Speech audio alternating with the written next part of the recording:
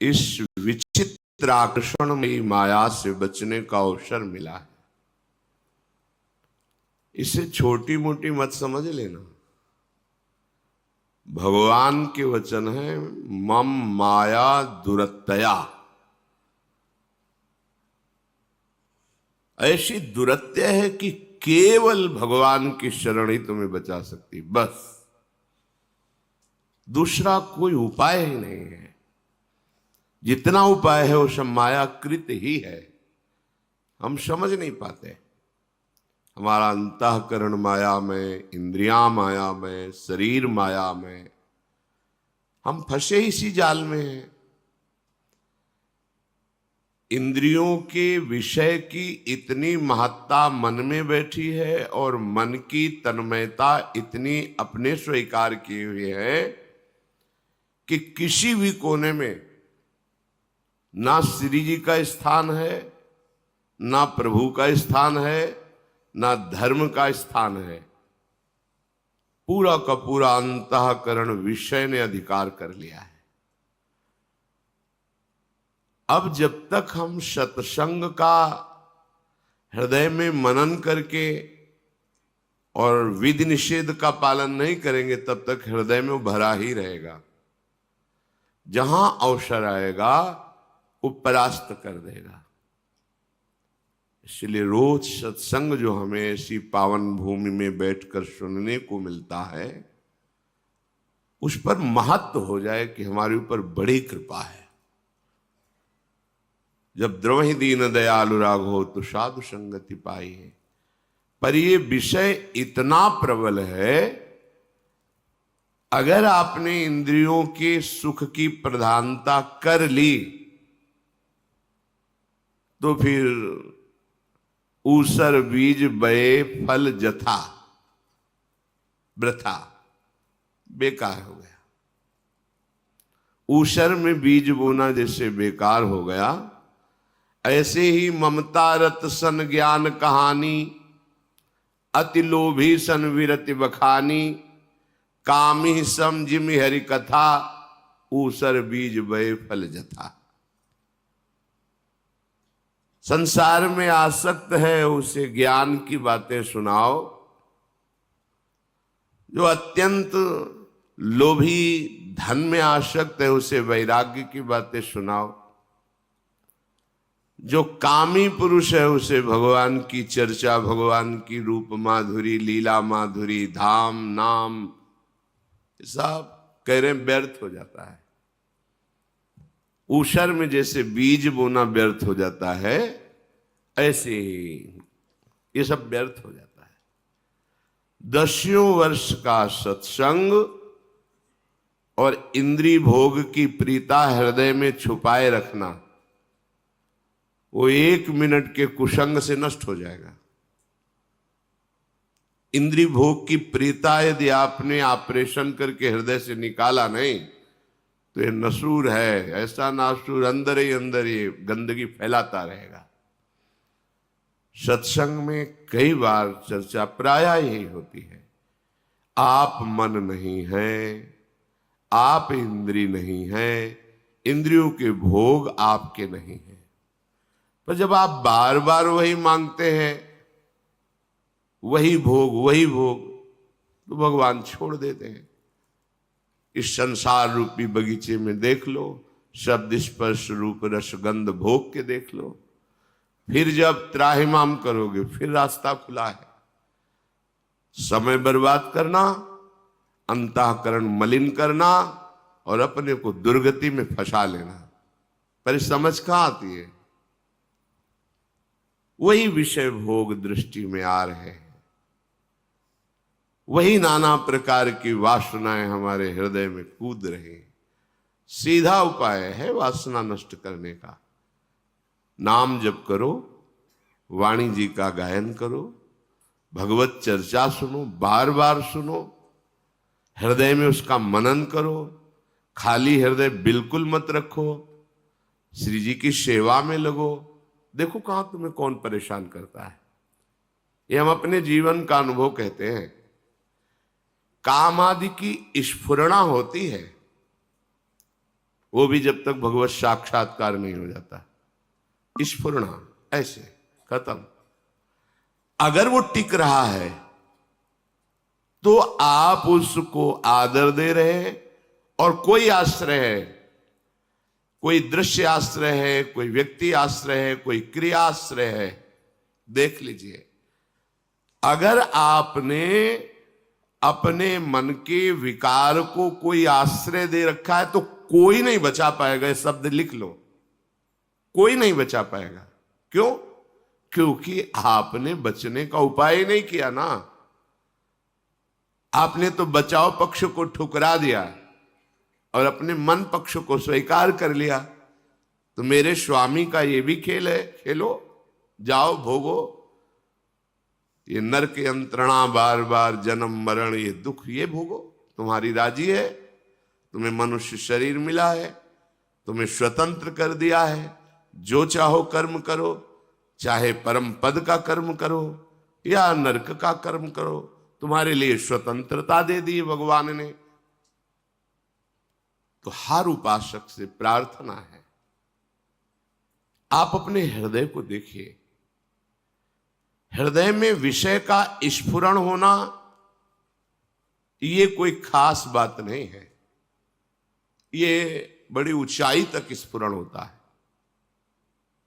आप लोग अभी उस ऊंचाई को नहीं देखा है। स्फुरण ऊंचाई तक होता है जब तक तत्वबोधात्म साक्षात्कार या भगवत प्राप्ति नहीं हो जाती, तब तक स्फुरण होता है। वो स्फुरण अगर हम उसके चिंतन में लग गए तो संकल्प रूप धारण करता है। अगर संकल्प बन गया तो संबंध और क्रिया हो जाती है। संबंध और क्रिया हुआ तो पूरा अंतःकरण मलिन हो गया। इसे आप समझ ही नहीं पा रहे। आप मनोरंजन, इंद्रियजन्य विलासिता के इस जाल को नहीं देख पा रहे। पक्षी दाना देखता है, जाल नहीं देखता है।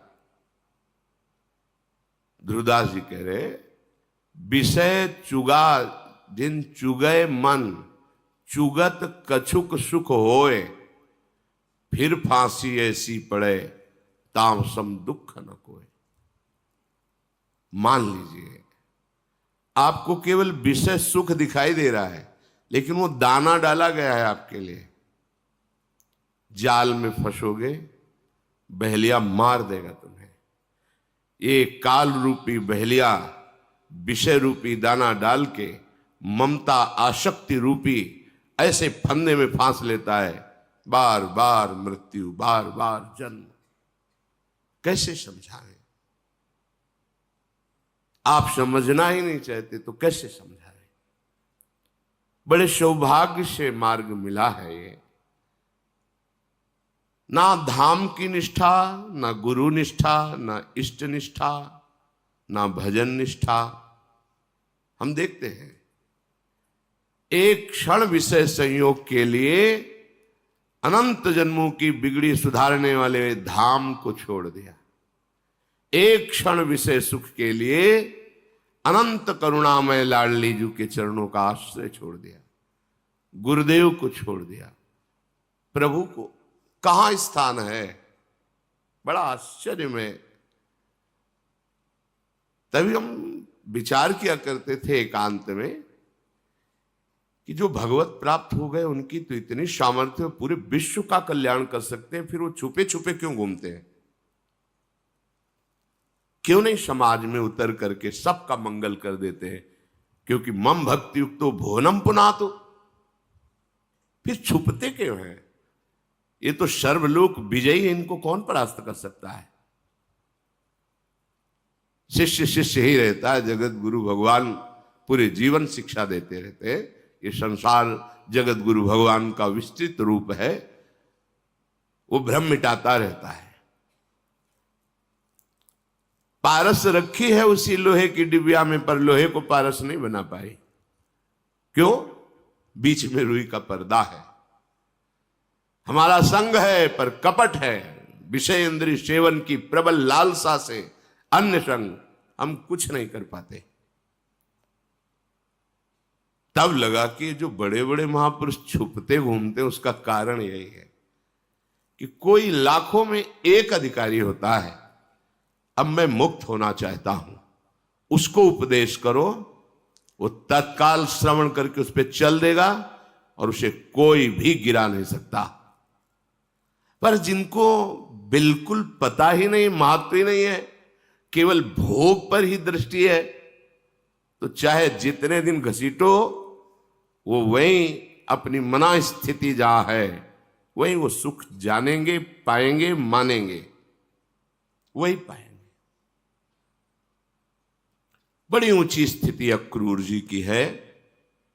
मथुरा से जब वृंदावन आते हैं प्रभु को लेने के लिए, श्री कृष्ण बलराम जी को, तो वहां भगवान शुकाचार्य वर्णन करते हैं। अक्रूर जी ने रथ से बैठे ही देखा कि जिनके श्री चरणों के चिन्ह में जौ अंकुश वज्र आदि कलश आदि ध्वजा आदि कूद पड़े, ये तो मेरे प्रभु के चरण है, लौट रहे। संध्या काल हो गया, मथुरा कितनी दूर है, संध्या काल में बाबा के पास हर चरण चिन्ह पर लौटते, मेरे प्रभु के चरण चिन्ह। अश्रु प्रवाह, बड़ी अद्भुत स्थिति, ब्रजरज में लौटना, प्रभु के भाव में डूबना। तो श्री शुकाचार्य कहते जीव का यही परम लाभ है, ये स्थिति प्राप्त हो जाए। ऐसी भावमयी स्थिति और ऐसे भगवान के ऐश्वर्य को जानने वाले जब वापस मथुरा की तरफ जा रहे थे, तो भगवान श्री कृष्ण और शेषावतार बलराम जी विराजमान थे। तो उनको लगा मैं कितना निर्दयी हूं, कसाई कंस के हाथ में सौंपूंगा जाके। ऐसे सुकुमार प्राणवल्लभ परम सुंदर श्याम सुंदर गौर सुंदर बलराम, मैं छल करके इनको लिए जा रहा हूं कि वहां बहुत बड़ा उत्सव है, आप भी पधारिए, हम कृष्ण बलराम को ले जा रहे हैं, आप सब ब्रजवासी जन आइए। पर मैं तो जानता हूं ना कि वो इनका वध करने के लिए बुलाया है। अंदर ही अंदर वो जल रहे हैं। ब्रह्महृदय में जब पहुंचे यमुना जी के पावन तट पर, अक्रूर घाट जहां है, उनका प्रभु मैं स्नान करना चाहता हूं। हाँ हाँ कीजिए स्नान। जे भी डुबकी लगाई, देखा अनंत फणधारी भगवान शेष की सैया पर, अनंत वैभव संपन्न भगवान विश्राम मुद्रा में। ये क्या? फिर सर ऊपर किया तो देखा कि रथ में श्री कृष्ण बलराम बैठे मुस्कुरा रहे। फिर नीचे देखा तो फिर प्रभु का ऐश्वर्य। बाहर निकले, प्रभु ने कहा कुछ आश्चर्य में देखा क्या? आपकी मुखाकृति कह रही चाचा जी कि आप कुछ आश्चर्य में देखा। बोले प्रभु सर्वाश्चर्य में आपको देख रहा हूं, तो अब आश्चर्य बकाया क्या रह गया? देखा ना भगवान के वैभव को। और वही जब स्यमंतक मणि पर प्रभाव, उसकी महिमा, तो वही स्यमंतक मणि लेकर के आप काशी चले जाते हैं, प्रभु द्वारिकाधीश से दूर। यद्यप वहां धार्मिक कार्य ही करते हैं, यज्ञ आदि करते हैं, वो भी भगवान की आराधना आराध्य देव से दूर रहकर भगवान ने बलराम जी और सत्यभामा के भाव को पुष्ट करने के लिए बुलाया और कहा चाचा जी मुझे पता है आपके पास स्यमंतक मणि है और आप उसी के प्रभाव से प्राप्त ऐश्वर्य से बड़ी बड़ी यज्ञ कर रहे हैं, मुझे चाहिए नहीं, पर आप दिखा दीजिए सत्यभामा और बलराम जी को, तो उनको विश्वास हो जाएगा। नहीं दिखा रहे थे। हमें पता है आपके पास कपड़े में लिपेटी हुई रखी है, आप दिखा दीजिए। फिर दिखाया, हाँ आप अपने पास रखिए। इस चरित्र से हमें शिक्षा मिली। इंद्र नीलमणि प्रभु श्याम सुंदर और गौर सुंदर बलराम जी, इन महाप्रभुओं के वैभव को जानने पर भी स्यमंतक मणि का महत्व बना रहा। इसका मतलब मम माया दुरत्या है भगवान की माया कितनी दुरत्य है, बड़ा सूक्ष्म। भगवान शंकरषण का साक्षात्कार करने वाले दिव्य विमान प्राप्त है और भगवान शिव के पास विमान पे बैठ के जाते हैं और असभ्य वर्ताव करते हैं। फलस्वरूप जगदम्बा शाप देती है और वृत्तासुर नाम के दैत्य के रूप में परिणित हो जाते हैं। बड़ा विचारणीय विषय है। साधु समागम, भगवत साक्षात्कार और कहीं उद्दंडता बची रह जाए, बड़ा आश्चर्य की बात। नारद जी जैसे महापुरुष का उपदेश, भगवान शंकरषण, उनका साक्षात्कार और भगवान शिव के प्रति अभद्र व्यवहार, ये शास्त्र के जो इतिहास है, जो चरित्र है, उनसे शिक्षा ग्रहण करने के लिए ही तो कथन श्रवण होता है। अहम, अगर अहम बकाया रह गया तो बात बनती नहीं।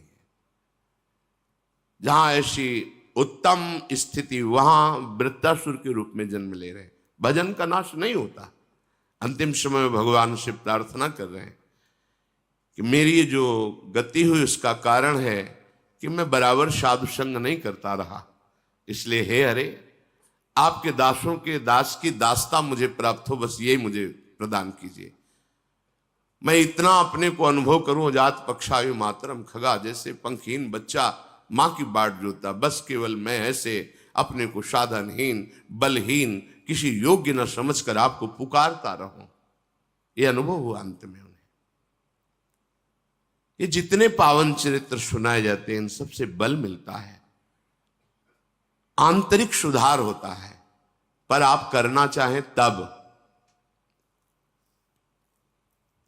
रोज सत्संग हो। एक सत्संग आपका परम कल्याण कर सकता है, क्योंकि भगवत कृपा से कोई ऐसा सत्संग नहीं जिसमें सिद्धांत न हो, और सिद्धांत श्रवण कर लिया तो जो चरित्र है महापुरुषों का, वो तुम्हारा पावन चरित्र बन जाएगा। इसलिए यहां से बड़े बड़े महापुरुष हाथ मलते हुए चले गए। कोई स्वीकार ही नहीं करना चाहता, और ये बिना स्वीकृति के अध्यात्म का रंग चढ़ता नहीं है। स्वीकृति, जब तक स्वीकृति नहीं है तब तक बस बात यही रहती, पाए रतन चिन्ह्यो नहीं, दीन्ह्यो करते डार, ये माया श्री कृष्ण की मोहो सब संसार। हरि अव्यक्त रूप से हमें इतना प्यार करते हैं, आप कहां लौटकर उनकी तरफ देखते हैं। गुरुदेव व्यक्त रूप से इतना प्यार करते हैं, आपका मलिन मन उनके प्यार को जान पाता है क्या? कौन तुम्हारी चिंता करता है? कर्म करो, दुर्गति प्राप्त करो, कौन तुम्हें रोकने वाला है? कौन तुम्हें डांटने वाला है? कौन तुम्हारे मन पर शासन करने वाला है?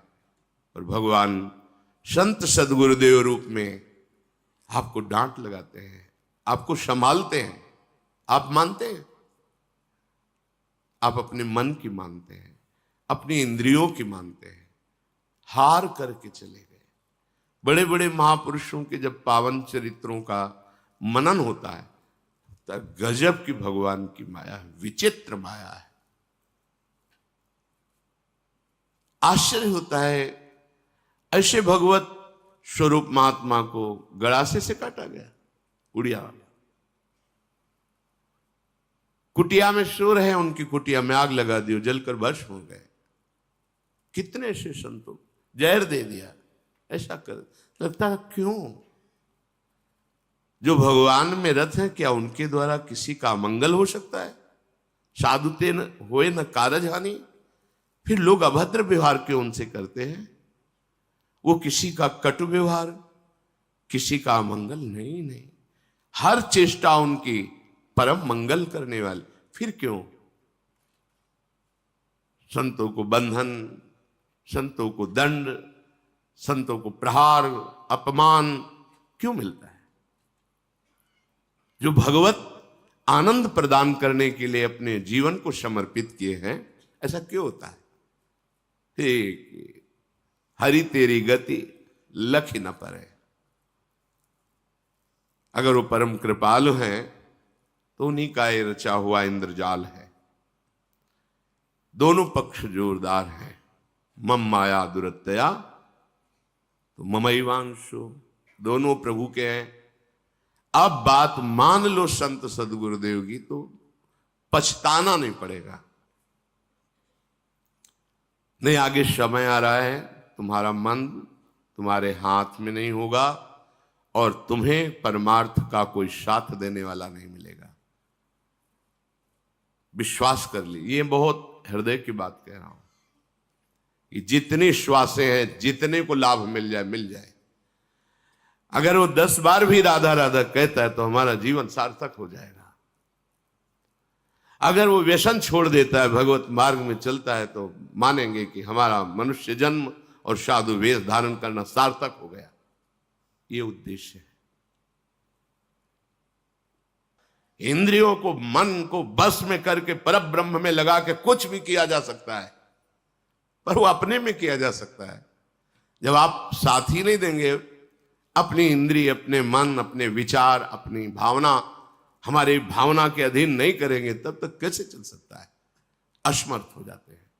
इसीलिए भगवान का भी अवतार हुआ, आचार्यों का अवतार हुआ, बड़े बड़े सिद्ध पुरुषों का अवतार हुआ, पर हम जैसे नीच प्राणियों का कल्याण नहीं हो पाया। क्यों? मनमानी नहीं छोड़ पाए। बात बस इतनी, मनमानी नहीं छोड़ पाए। ये महापुरुष तो आए ही संसार में और हैं भी। ये जगत खाली नहीं रह सकता। हाँ, एक समय आएगा जब नहीं होगा, तो कलिकाल का घोर स्वरूप होगा, जब महान अत्याचार होगा। अभी ऐसा नहीं कह सकते कि हमारी पृथ्वी भगवत प्रेमियों से शून्य, ऐसा नहीं है। अभी है, उन्हीं के बल से चल पा रहे हैं, नहीं तो लड़खड़ा के गिर जाए। आप सबसे प्रार्थना है, जो भी सत्संग सुन रहे हैं, आप भाग्यशाली हैं। बड़े भाग पाइप सत्संगा, बहुत भाग्य प्रकट होते हैं तभी सत्संग मिलता है। बिल्कुल बात हृदय में बैठा लेना। अगर आप बात से उधर हुए, जरा भी रेखा क्रॉस की, फिर आपको कोई नहीं बचा पाएगा। ये हम देख रहे हैं, समझ रहे हैं, इतिहास में भी, प्रगट में भी। लक्ष्मण जी ने सियाजू के चरण की तरफ देखकर कहा था, इस रेखा को पार मत करना। किसी की सामर्थ्य नहीं है कि इस रेखा को क्रॉस करके आपका कहीं भी अमंगल कर सके। बस मेरी प्रार्थना है कि मैं जब तक रघुनाथ जी के साथ वापस ना आ जाऊं, इस रेखा को मत पार करना। अब रेखा से पार कराने वाला भी साधारण बुद्धि नहीं रखता, वो भी माया से प्रभावित, बड़ी प्रवीणता में माया अपना काम कराती है। उसने साधु वेश रखा, भिक्षाम दे। अब अतिथि धर्म लागू होता है। कुटिया में है, फल मूल रखे हुए, संत कह रहा है भिक्षाम दे। अम्बा है जगत की, करुणामयी है, फल लिया, लो। नहीं, ये बंधन युक्त भिक्षा है। ये जो रेखा खिंची हुई है, इसके बाहर आकर आप हमें भिक्षा अगर देना चाहती तो दीजिए। उस धूर्त विचार की सामर्थ्य नहीं थी कि अंदर प्रवेश कर सके। सहज स्वभाव करुणामयी अपहरण कर लेगा। गुरुजनों के वाक्य, शास्त्र वाक्य, ये लक्ष्मण रेखा है। चिल्लाते रहते हैं, मानो मेरी बात, मानो मेरी बात। वो इसलिए नहीं कि हम बहुत बड़े गुरु हैं, बहुत बड़े सिद्ध हैं, नहीं, संतों की जूठन खाई है, बात समझा है, मानो। अगर मान लोगे तो तुम्हें घसीट नहीं पाएगा कोई, और नहीं माना तो फिर केवल विलाप ही हाथ में रहेगा, मिलाप से तो बहुत दूर हो जाएंगे। ऐसा ही हुआ। सर्व समर्थ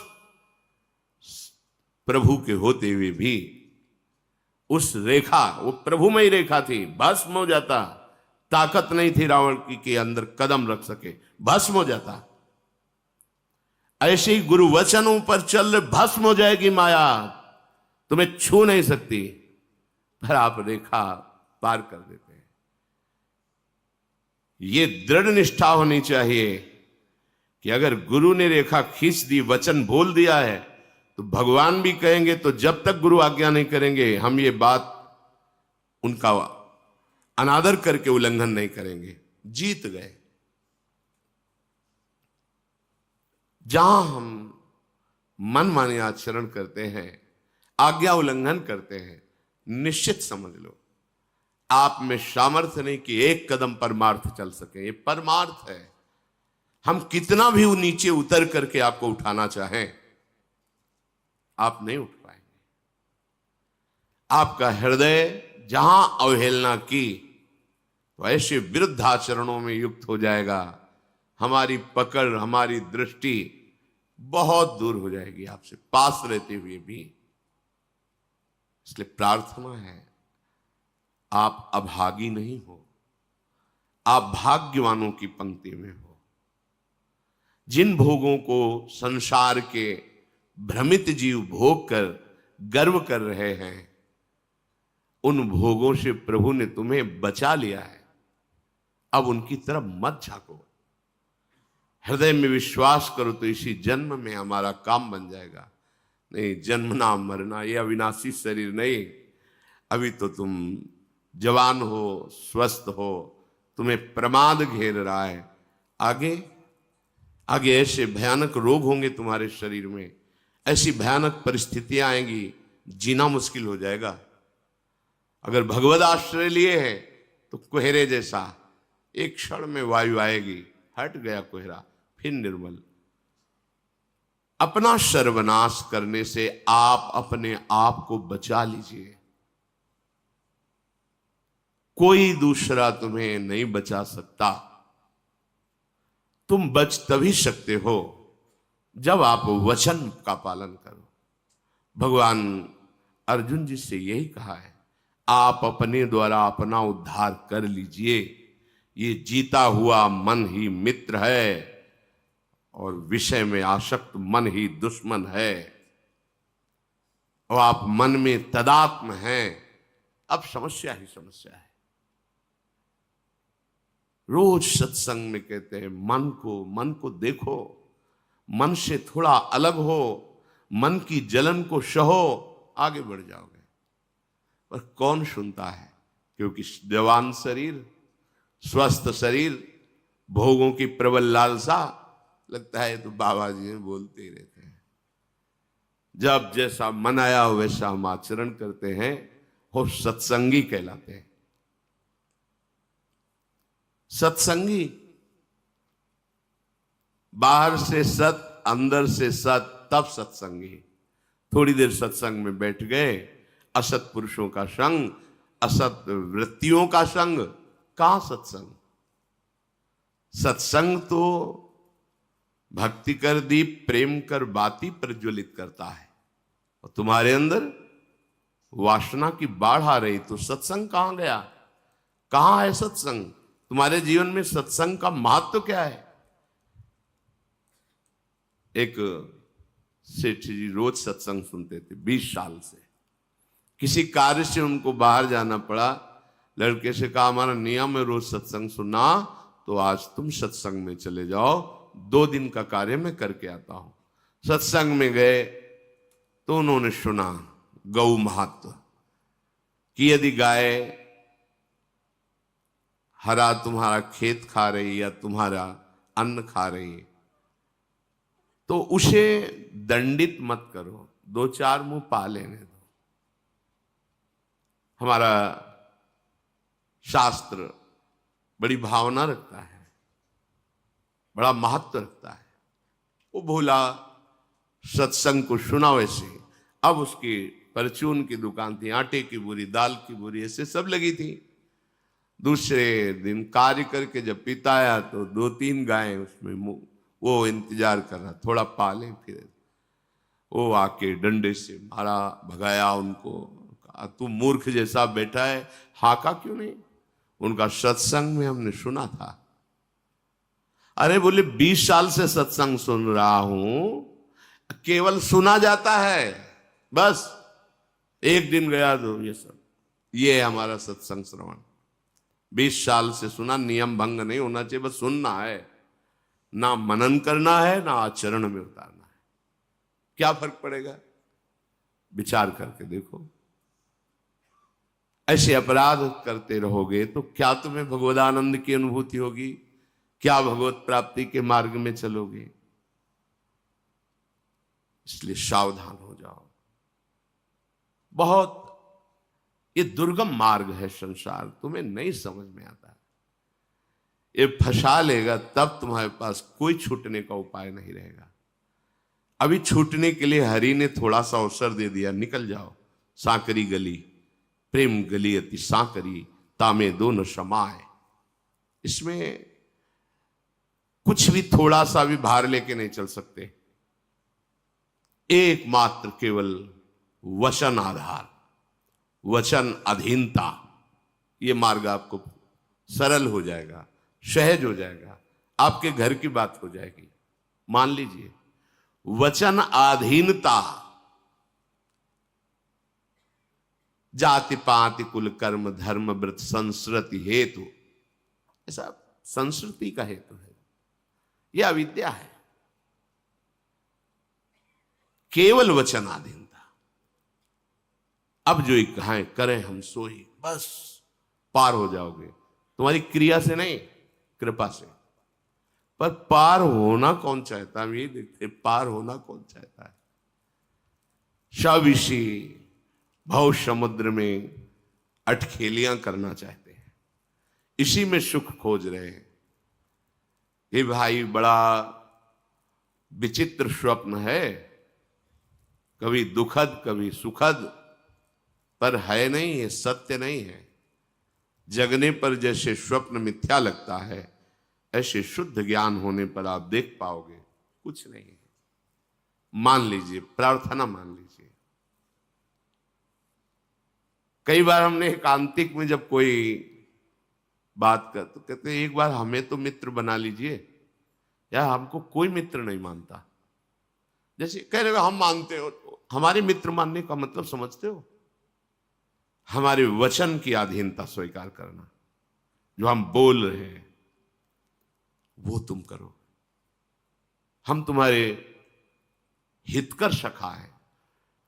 मेरी महारानी जी, उनका प्रभाव ऐसा है, उनका स्वभाव ऐसा है। यही जैसे लगाम पकड़े हुए घोड़ों की अर्जुन की श्री कृष्ण बैठे हैं, वैसे महारानी जी की कृपा ऐसे बैठी हुई। अमंगल हो सकता है? कदापि नहीं।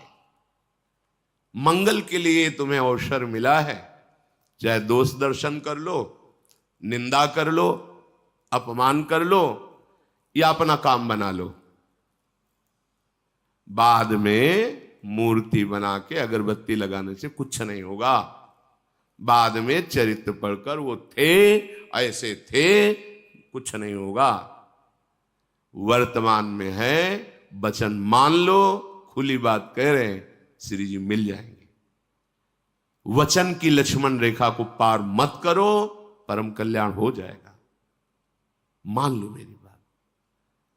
यदि आप इस बात को स्वीकार कर ले तो सच्ची मानो, कोई माया नहीं, कोई आकर्षण नहीं, कोई आपको परास्त नहीं कर सकता। जब आप आज्ञा उल्लंघन करके किसी व्यक्ति से, किसी क्रिया से, किसी पदार्थ से अपना संबंध मान लेते हैं और अवज्ञा कर देते हैं, तो वही ठूंठ का भूत खड़ा हो जाता है और फिर तुम्हारा भय, विषाद, शोक, हर्ष, जन्म, मृत्यु, ये भ्रम शुरू हो जाता है। कैसे तुम्हें समझाएं? ये अध्यात्म हृदय का विषय होता है। जब तक तुम आज्ञा स्वीकार करके इस जलन को सहकर आगे नहीं बढ़ोगे, तब तक कोई भी महापुरुष कुछ भी नहीं कर सकता। अगर किसी के ऊपर ऐसा कुछ प्रकट होता है तो वो जल करके उनकी आज्ञा पर चला है। पढ़ लेना चरित्र किसी का, उनकी अधीनता, उनकी वचन के अनुसार अपने जीवन को जला के राख कर दिया। फिर वहां सब कुछ प्रकाशित हो जाता है। संकल्प जाकर वापस लौट आता है। जो वचन का पालन नहीं करता तो उनकी करुणा से संकल्प जाता है, वो कृपा जाती है, वापस हो जाती है। वचन के अनुसार चल रहे हो तो हम आपको अपने जीवन की बात कह रहे हैं। कोई समझाने वाला नहीं था हमें प्रभु के सिवा, कोई समझाने वाला नहीं था। ऐसी विपत्तियां कि तुम सोच भी नहीं सकते। भयंकर वर्षा हो रही, सर्दी का समय है, एक भी वस्त्र नहीं, शरीर कांप रहा है, नगर में जा नहीं सकते, जवान शरीर है कि हम किसी घर में जाके कह दे कि आज मुझे रख लो, कौन रखेगा? किसी वृक्ष का आश्रय, गंगा किनारा है, 10 किलोमीटर, कोई नगर नहीं, पूरी रात कांप रहे हैं। पर कभी मन में ये थोड़ी आया कि चलो घर चलते हैं, यार बहुत हो गया, अब थोड़ा चैन से जिए। कभी चैन तो तब मिलेगी जब ब्रह्म साक्षात्कार हो जाएगा, भगवत साक्षात्कार। थोड़ा जीवन नहीं कि महीने 2 महीने जीवन हो, लंबा जीवन। यौवन अवस्था में जहां भोगों की बाहुल्यता का, वहां ब्रह्म साक्षात्कार की आग लगी थी। ये 4 दिन की चांदनी आज जुड़ गई है तो तुम्हें लग रहा है कि इसका कोई महत्व, इसका महत्व तो बहुत पहले ही भस्म हो गया था। ये तो नाटक चल रहा है केवल। ये केवल श्री जी ने आपके कल्याण के लिए व्यवस्था की। ना मैं पढ़ा लिखा हूं, ना कभी प्रवचन कहीं बैठ के सीखा हूं, और ना कभी अंदर स्फुरना थी कि मैं प्रवचन करूंगा। लायक ही नहीं था तो करूंगा क्या? लायक ही नहीं था। गांव का पढ़ा लिखा भोला भाला स्वरूप जानते नहीं थे। पर मूकम करोति वाचालम पंगुम लंघयते गिरिम यत् कृपातम हम वंदे परमानंद माधवम। वो माधव गूंगे से भी वेद बुलवा दे, उन्हीं का प्रभाव है। तुम खुली बात तुमसे कह रहे, केवल तुम्हारे कल्याण के लिए अवसर मिला है, और ये चंद दिनों का अवसर है। लूट लो, अपना काम बना लो, नहीं तो बाहर की चकाचौंध भर दिखाई देगी तो अंदर कुछ नहीं होगा। आज तुम्हें जो मिल रहा है वो हम नहीं दे रहे, हम खुद एक तिनका हैं, जहां हवा चाहे उड़ा के डाल दे। पर हम उनके तिनका हैं कि तिनके का सहारा ले लोगे तो उड़ा के वहीं पहुंचा देंगे। उसमें सामर्थ्य नहीं, सामर्थ्य जिनका तिनका है वो कृपा शक्ति से संपन्न है। व्यर्थ का भ्रम छोड़ो और एकमात्र प्रभु के चरणों का आश्रय लो। जितना बन सके नाम जप करो, ना बन सके तो लक्ष्मण रेखा पार मत करो, बस।